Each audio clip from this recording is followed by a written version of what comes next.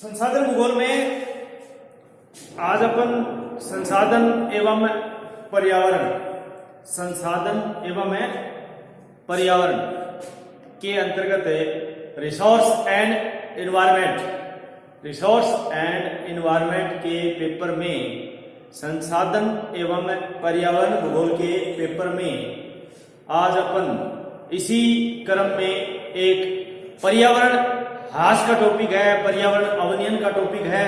अपन ने पर्यावरण अवनयन जिसको बोलते हैं, पर्यावरण डिग्रेडेशन जिसको बोलते हैं, पर्यावरण की गुणवत्ता में कमी आना अर्थात पर्यावरण का ह्रास जिसको बोलते हैं, पर्यावरण का ह्रास, पर्यावरण की गुणवत्ता में कमी आ जाना, उसका डिग्रेडेशन बोलते हैं। पर्यावरण का अवनयन जिसको बोलते हैं, उस पर अपने चर्चा करेंगे, जिसमें पर्यावरणीय अवनयन यानी पर्यावरण की गुणवत्ता में कमी आना, और उसमें भी विशेष करके किसका एक जो सबसे ज्यादा जिसका एक महत्वपूर्ण भूमिका होती है पर्यावरण के अपने डिग्रेडेशन या पर्यावरण का ह्रास या डाउनफॉल या पर्यावरण की गुणवत्ता में कमी आ जाना, उसमें दो सबसे महत्वपूर्ण है।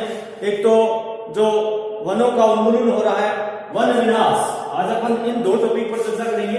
पर्यावरण की गुणवत्ता पर, पर्यावरण की गुणवत्ता अपना जिसको बोलते हैं कमी आ जाना, पर्यावरण की गुणवत्ता में एक प्रकार का ह्रास होना और उसकी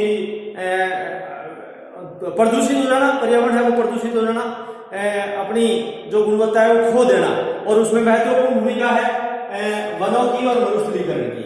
तो आज अपना प्रधान टॉपिक जो पर्यावरण अवनयन है, और उसमें सब टॉपिक है वन विनाश, अर्थात डिफोरेस्टेशन होता है वन विनाश, वनों का विनाश, यानी वन घटते जा रहे हैं, जिसमें पर्यावरण को शुद्धता रखने के लिए, पर्यावरण की गुणवत्ता को बनाए रखने के लिए वनों की महत्वपूर्ण भूमिका होती है।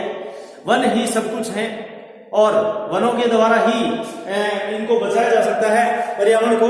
तो वन घटते जा रहे हैं और उसकी वनों की जो कमी हो रही है और वन विनाश हो रहा है, उस पर चर्चा कर रहे हैं अपने।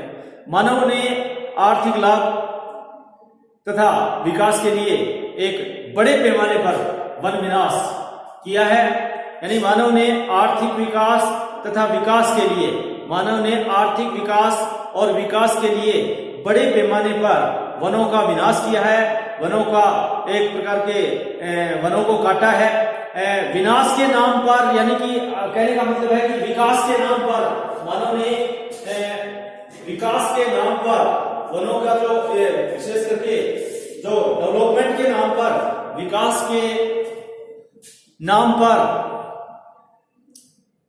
किया गया वन विनाश मानव के एक अविवेकपूर्ण का परिचायक है, एक अविवेक का परिचायक है।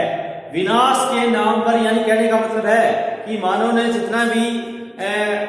जितना भी प्रौद्योगिकी के तहत, टेक्नोलॉजी तकनीकी के तहत, अपनी मानव की क्षमता के तहत, बौद्धिक क्षमता के तहत विकास किया है, उनके नाम पर किया गया विनाश मानव के अविवेक का परिचायक है। यानी कि प्रारंभ में ग्रामीण अधिवासियों के अलावा कृषि तथा चारागाहों के लिए भी वनों को साफ किया गया, और जैसे जैसे जनसंख्या बढ़ती गई और विभिन्न उपयोगों के लिए वनों का दोहन किया गया, जैसे जैसे बढ़ती हुई जनसंख्या बढ़ती गई और विभिन्न उपयोगों के लिए वनों के दोहन में वृद्धि होती गई। कहने का मतलब यह है कि वनों का व्यापारिक दोहन वन विनाश का प्रमुख कारण रहा है। वनों का एक व्यापारिक दोहन है, वो वन विनाश का एक महत्वपूर्ण कारण रहा है, व्यापारिक महत्व है। कहने का मतलब है कि जो व्यापार स्तर पर एक मानव ने विकास किया है, तो वह वन विनाश का एक प्रमुख कारण रहा है। पूरी दुनिया में, विश्व में जो एक वन जो घट रहे हैं और वनों का जो विनाश हो रहा है, उसमें अधिकांशतः एशिया व प्रशांत क्षेत्र में ज्यादा विनाश ज्यादा हुआ है। एशियाई और प्रशांत क्षेत्र के देश हैं उसमें ज्यादा विनाश हुआ है। एक अनुमान के अनुसार उष्णकटिबंधीय वर्षा वनों का जो मूल क्षेत्र है उसमें 1600 मिलियन हेक्टेयर जो था वो घट करके 938 मिलियन हेक्टेयर रह गया, यानी कि 41.4% का ह्रास हुआ है। और अधिकांश ह्रास भारत, जो लगभग 65% का ह्रास है वो भारत, बर्मा, म्यांमार और श्रीलंका में सबसे ज्यादा हुआ है। विकासशील देशों में अधिक वन विनाश हुआ है, जो चिंता का विषय भी है। विकासशील देश है उसमें वन विनाश ज्यादा हुआ है, जो सबसे ज्यादा एक चिंता का विषय है। ब्राजील, भारत, इंडोनेशिया, कहने का मतलब यह है कि जो 11% क्षेत्र पर खुले वन है और 0.12% क्षेत्र पर जो मैंग्रोव नाम की वनस्पति है वो है, और 1.1% क्षेत्र पर जो एक कौवा के बागान है।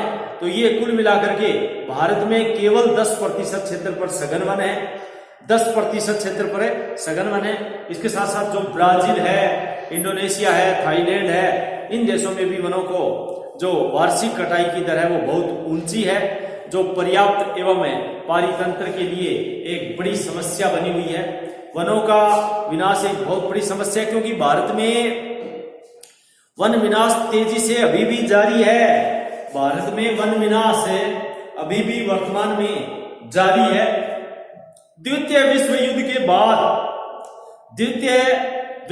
के बाद वनों का जो अति दोहन प्रारंभ हुआ था वो स्वतंत्रता के बाद, जो 1942-43 में सेकेंड वर्ल्ड वॉर हुआ था और 47 में जो आजाद हुआ था भारत, तो स्वतंत्रता के बाद एक रेल उद्योग, जो अपने रेल उद्योग है और खनन है, नदी घाटी परियोजना है, ये जो सारी जो प्रतिरक्षा है, डिफेंस इसको बोलते हैं, डिफेंस कहने का मतलब है कि जो डिफेंस है, प्रतिरक्षा और जो नदी घाटी परियोजनाएं हैं, रेल उद्योग है, इन विकास कार्यों के लिए वनों का अत्यधिक विनाश हुआ है और इसका इनके कारण ही विनाश बढ़ता गया है।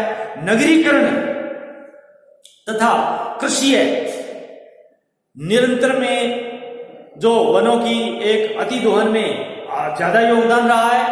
कहने का मतलब जो अपने नगरीकरण और कृषि क्षेत्र में जो बढ़ोतरी हुई है उसके कारण वनों का और अधिक वनों का विनाश हुआ है। और अति दोहन में जो योगदान है वो यदि देखें, आजाद भारत के बाद में 1955 विभिन्न पंचवर्षीय योजना जो 1951 से शुरू हुई थी, 1951 से लेकर के 1975 के बीच में देखें तो लगभग 44 लाख हेक्टेयर वनाच्छादित क्षेत्र में 44 लाख हेक्टेयर क्षेत्र 1951 से लेकर के 1975 के बीच में 44 लाख हेक्टेयर वनाच्छादित क्षेत्र में कमी आई है। तो इसका प्रमुख कारण क्या है? एक विविध विकास कार्य, विविध प्रकार के विकास कार्य, ये इनका प्रमुख एक कारण रहा है। सर्वाधिक वन विनाश यदि भारत में देखें, सबसे ज्यादा जो वन विनाश हुआ है भारत में वो एक मध्य प्रदेश राज्य है। अपने मध्य प्रदेश में सबसे ज्यादा 2 मिलियन हेक्टेयर पर सबसे ज्यादा मध्य प्रदेश में वनों का विनाश हुआ है। और इसके बाद में महाराष्ट्र है, उड़ीसा है। भारत की बात करें, महाराष्ट्र, उड़ीसा, आंध्र प्रदेश, जम्मू कश्मीर, इनमें भी लगभग 1 मिलियन हेक्टेयर से अधिक भूमि में वनों का विनाश हुआ है। इसके अलावा राजस्थान, हिमाचल प्रदेश, इनमें 0.5 मिलियन हेक्टेयर वनों का विनाश हुआ है। और विशेष करके राजस्थान, हरियाणा व पंजाब, राजस्थान, हरियाणा व पंजाब, इन 3 राज्यों में जो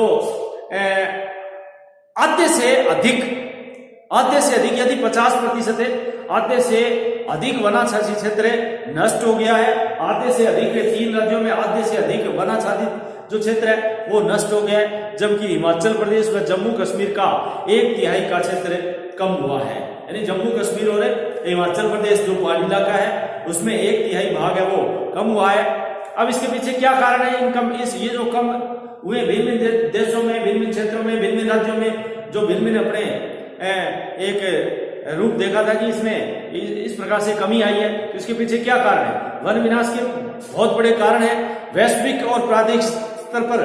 यदि वैश्विक और प्रादेशिक स्तर पर देखें तो इसके कुछ कारण हैं, जिसमें सबसे जो प्रमुख कारण है वो वन भूमि का कृषि भूमि में रूपांतरण। वन भूमि का कृषि भूमि में रूपांतरण वन विनाश का कारण, यानी कि वनों का वन विनाश का कारण।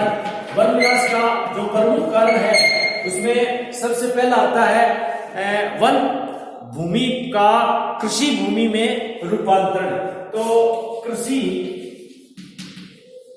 भूमि में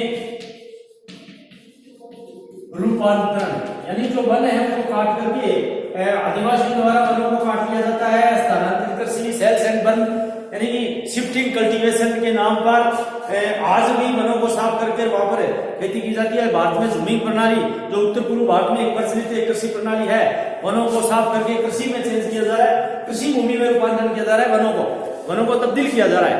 ये मेन कारण है, यानी कि वन विनाश का एक सबसे महत्वपूर्ण कारण वन भूमि का कृषि भूमि में रूपांतरण है। बढ़ती हुई जनसंख्या के कारण जो वन्य भूमि है उन पर भारी दबाव पड़ा हुआ है, भारी दबाव पड़ता है। और इसके जो एक वन भूमि को काट करके, वनों को काट करके, यानी कि अछूते वन जिसको बोलते हैं अपने अछूते वनों को काट करके कृषि क्षेत्र में परिवर्तित कर दिया गया है।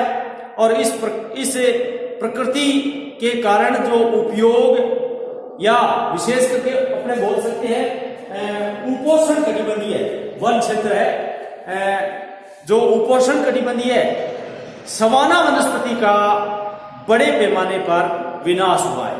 सवाना जो वनस्पति है उपोष्ण कटिबंधीय सवाना वनस्पति का जो वन भूमि का कृषि में रूपांतरण हुआ है, तो इस पर सबसे ज्यादा प्रभाव पड़ा है, सबसे ज्यादा विनाश हुआ है। अब ये सवाना जो वन, जैसे रूस में स्टेपी कहते हैं, अपने अमेरिका में प्रेरीज घास के मैदान है, ये घास के मैदानों के नाम है। रूस में स्टेपीज सवाना घास के मैदान, अमेरिका में प्रेरीज, दक्षिणी अमेरिका में पंपास, ये आते रहते हैं। दक्षिणी अफ्रीका में वेल्स कहते हैं। और न्यूजीलैंड और ऑस्ट्रेलिया में डाउन्स के नाम से जाना जाता है। ये घास के मैदान है।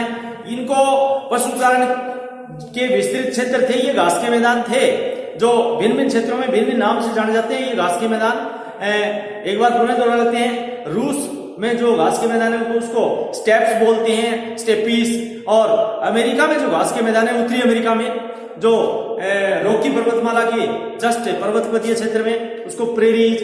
दक्षिणी अमेरिका है, इसमें एंडीज पर्वतमाला के क्षेत्र में पंपास। और दक्षिणी अफ्रीका में वेल्ड, न्यूजीलैंड और ऑस्ट्रेलिया में डाउन्स। ये सब क्या है? पशुचारण के विस्तृत क्षेत्र थे।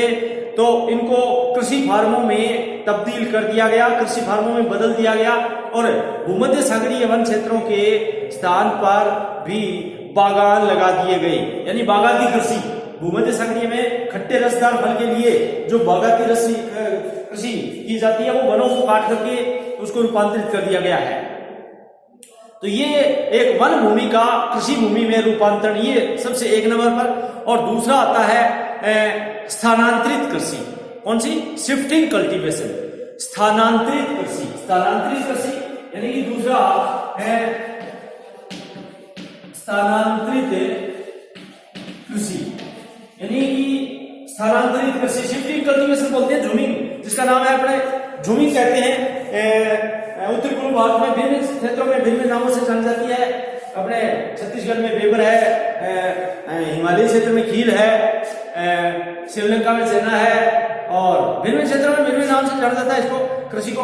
तो एक स्थानांतरित कृषि प्रणाली है, शिफ्टिंग कल्टीवेशन बोलते हैं इसको। दक्षिणी तथा दक्षिणी पूर्वी एशिया के जो पर्वतीय भाग हैं और पहाड़ी क्षेत्र हैं, दक्षिणी तथा दक्षिणी पूर्वी एशिया के पर्वतीय तथा पहाड़ी क्षेत्रों में एक स्थानांतरित कृषि जो शिफ्टिंग कल्टीवेशन के नाम से जानी जाती है, वन विनाश का एक बड़ा कारण रही है। भारत में यदि देखें तो उड़ीसा, मेघालय नागालैंड, अरुणाचल प्रदेश, असम और मिजोरम, ये मणिपुर, आंध्र प्रदेश, पोदू कहते हैं इसको आंध्र प्रदेश में, स्थानीय कृषि को आंध्र प्रदेश में पोदू, अलग अलग नाम है ये। उत्तर पूर्व भारत में झूमिंग कहते हैं।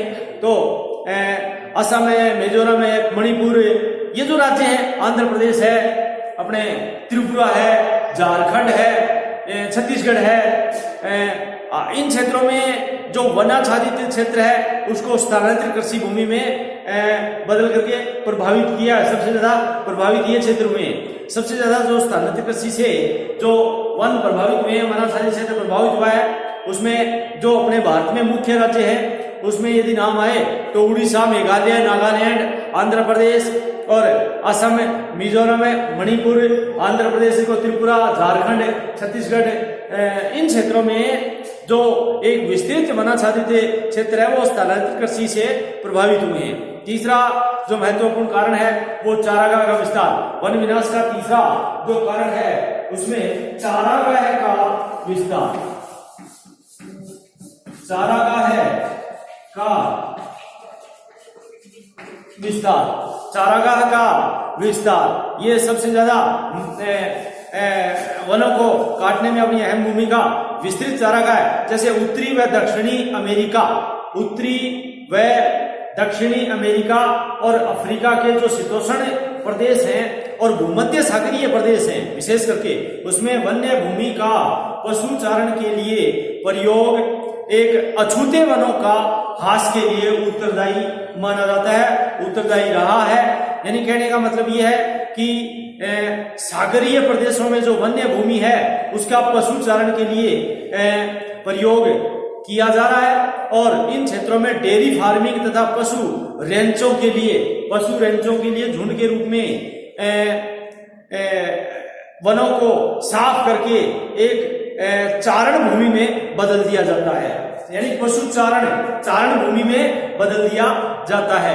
तो ये एक चारागाह का विस्तार होने से विशेष करके उत्तरी दक्षिणी अमेरिका दोनों में, अमेरिका महाद्वीप और अफ्रीका जो शीतोष्ण प्रदेश है और विशेष करके भूमध्य सागरीय प्रदेश है, वो भूमध्य सागरीय जिसमें मोरक्को है, इटली है, ये जो इजराइल है, जॉर्डन है, ये जो कंट्री है भूमध्य सागर के आसपास तटीय, चिली भी भूमध्य सागरीय जलवायु पाई जाती है, दक्षिण अफ्रीका है, इन क्षेत्रों में विशेष करके चारागाह भूमि का विस्तार किया गया और ये भूमि चारण भूमि में बदल दी गई है। तो ये भी एक वन विनाश का कारण रहा है। चौथा आता है अतिचारण।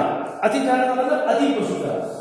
अपने पशु क्या है, अपने पैर से छोटे पौधों को कुचल देते हैं और बड़े बड़े पेड़ होते हैं उसको, जैसे गर्दन लंबी होती है तो वो टहनियां तोड़ तोड़ करके अति पशुचारण।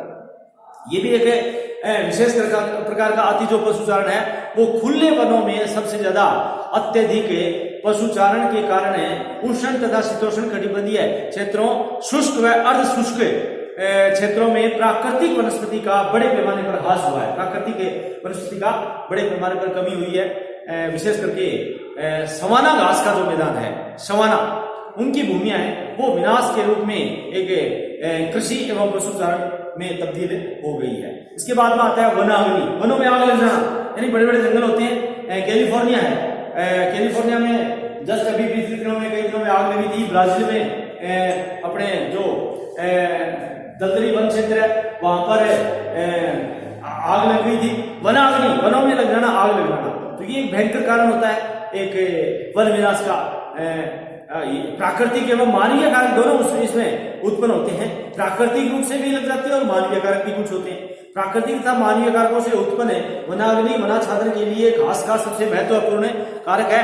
वायुमंडलीय, यदि बिजली करते समय बिजली गिरती है तो वनाग्नि से प्रभावित प्राकृतिक स्रोत माना जाता है। और मानव भी जानबूझ करके या अनजाने में वनाग्नि का कारण बन जाता है।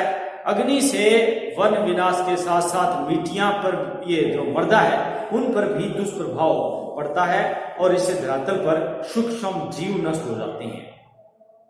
सूक्ष्म जीव नष्ट हो जाते हैं। इस प्रकार वनाग्नि जो जैवीय समुदाय को भी हानि पहुंचाती है तथा पारिस्थितिकीय असंतुलन पैदा करती है। इसके बाद में अगला जो वन विनाश का कारण है इसी क्रम में वो है वनोद्योग, यानी वनों पर आधारित उद्योग।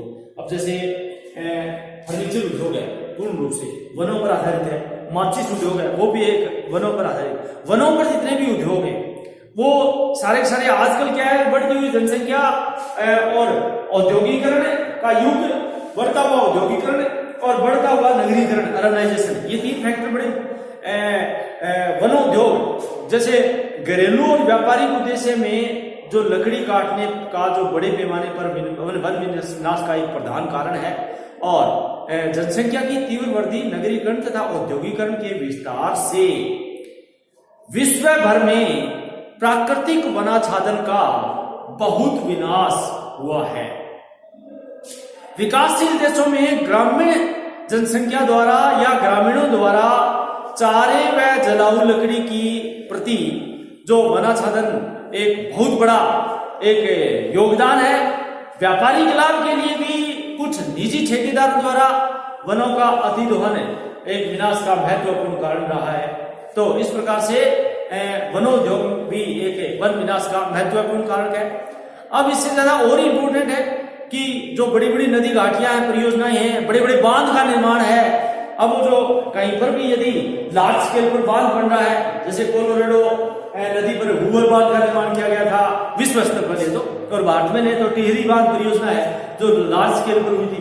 बहुत बड़े वन क्षेत्र को काट करके साफ किया जाता है, जहां बांध बनना है तो उस क्षेत्र को साफ करके, तो नदी घाटी परियोजनाएं एवं बड़े बड़े बांधों का निर्माण होता है और इनसे क्या है, वन विनाश होता है।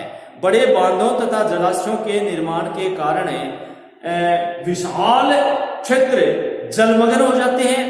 नदी तटीय क्षेत्रों पर नदी तटीय क्षेत्रों के वनों का भारी विनाश होता है।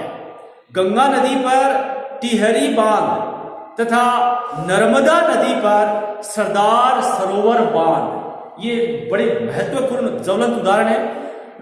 यानी कि गंगा नदी पर भिलंगना, जहां पर अपने नदी मिलती है भागीरथी, वहां पर टिहरी बांध परियोजना उत्तराखंड उत्तरांचल राज्य में, उसमें जो बांध बना है उससे सबसे ज्यादा वन विनाश जो क्षेत्र है। और नर्मदा पर जो सरदार सरोवर बांध के कारण गढ़वाल जो हिमालय क्षेत्र है, उन पर भी जो गढ़वाल कुमायूं वाला जो हिमालय क्षेत्र है, उन पर भी बहुत बड़ा एक वन विनाश हुआ है जलमग्न क्षेत्र में।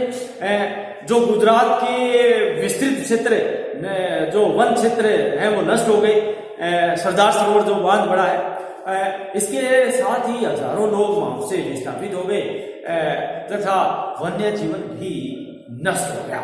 इससे सबसे ज्यादा जो का प्रभाव पड़ा है और सबके कारण अनेक पर्यावरणीय समस्याएं पैदा हो गई है। इसके अलावा एक जैविक कारक, ये भी एक थोड़ा बहुत बड़ा एक फैक्टर है कि वनों के निकटवर्ती कृषि क्षेत्रों में रासायनिक उर्वरकों तथा कीटनाशक जो दवाइयां होती हैं, कीटनाशक बोलते हैं अपने, पीड़कनाशक, उनके प्रयोग के कारण सूक्ष्म जीव जो वनों में प्रवेश कर जाते हैं तथा पौधों को क्षति पहुंचाते हैं और कृषि के लिए वनों को साफ करने के साथ साथ वन्य जीवों को भी हानि होती है। अब ये तो अपन ने वन विनाश के कारण पढ़े, अब ये तो अपन ने कारण जाना कि वन विनाश का कारण कैसा होता है, लेकिन इसके साथ साथ में कंजर्वेशन जो वनों का संरक्षण के थोड़े उपाय जानना बड़ा जरूरी है कि यदि इस पे उपाय नहीं किया गया तो ये इसका परिणाम क्या होगा। ये परिणाम पर्यावरणीय अवनयन।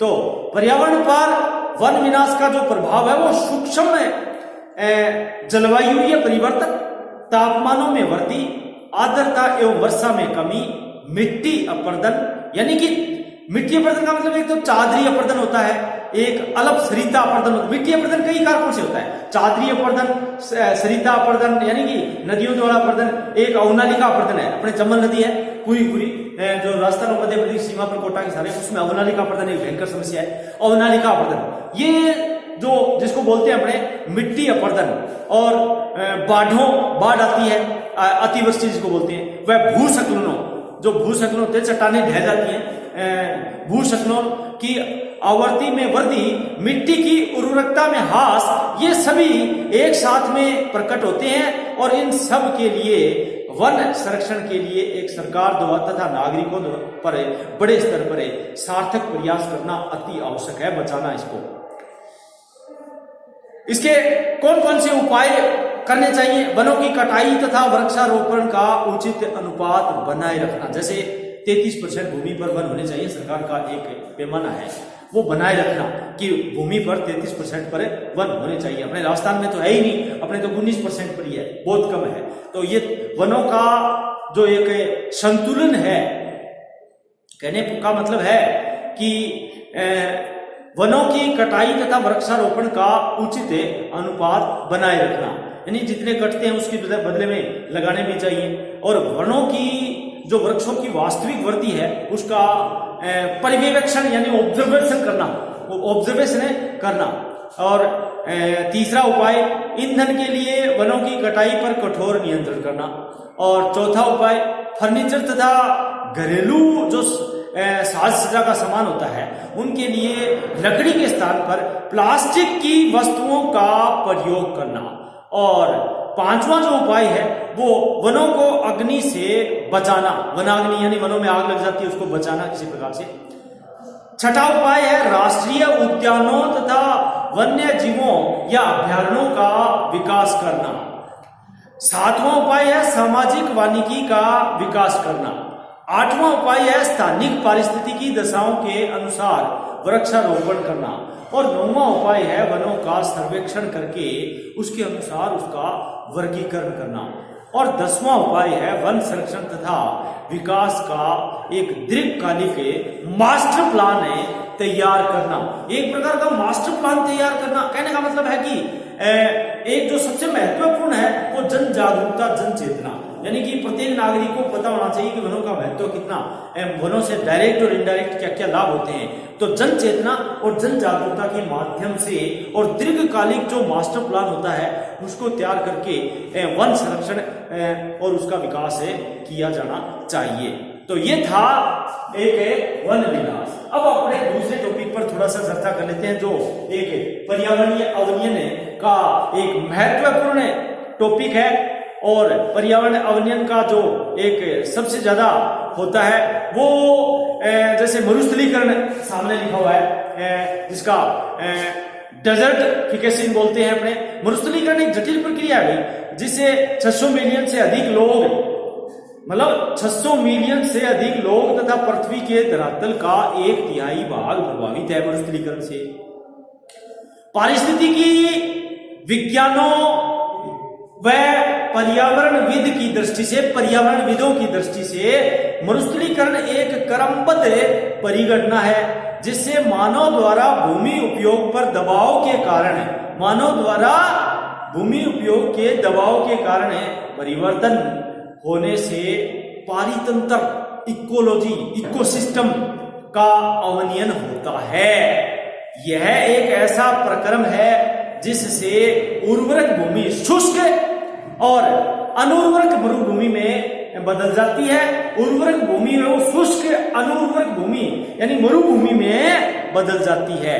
जैसे मरुस्थलीकरण एक जलवाष्पीय अथवा मर्दीय जिसको बोलते हैं और जैविकीय कारकों की अंतरक्रिया से उत्पन्न होता है। कहने का मतलब कि जलवायु मर्दीय यानी कि और जैवीय यानी जलवायु, मर्दा और जैविक कारक से अंतर क्रिया से उत्पन्न होने वाली एक क्रिया है। और इसके पीछे एक बहुत बड़ा कारण है कि मरुस्थलीकरण एक प्राकृतिक परिघटना है। पहले ही अपने बता दिया कि प्रकृति द्वारा जो जलवायुवीय परिवर्तन या दोषपूर्ण भूमि उपयोग के कारण होती है। वस्तुतः जो जलवायु कारक होते हैं उनकी अपेक्षा अनुचित भूमि उपयोग करके इसके लिए अधिक उत्तरदायी मानी जाती है। वनस्पति आवरण को हटाने से, वनस्पति आवरण को हटाने से किसी क्षेत्र की स्थानीय जलवायु में परिवर्तन हो जाते हैं।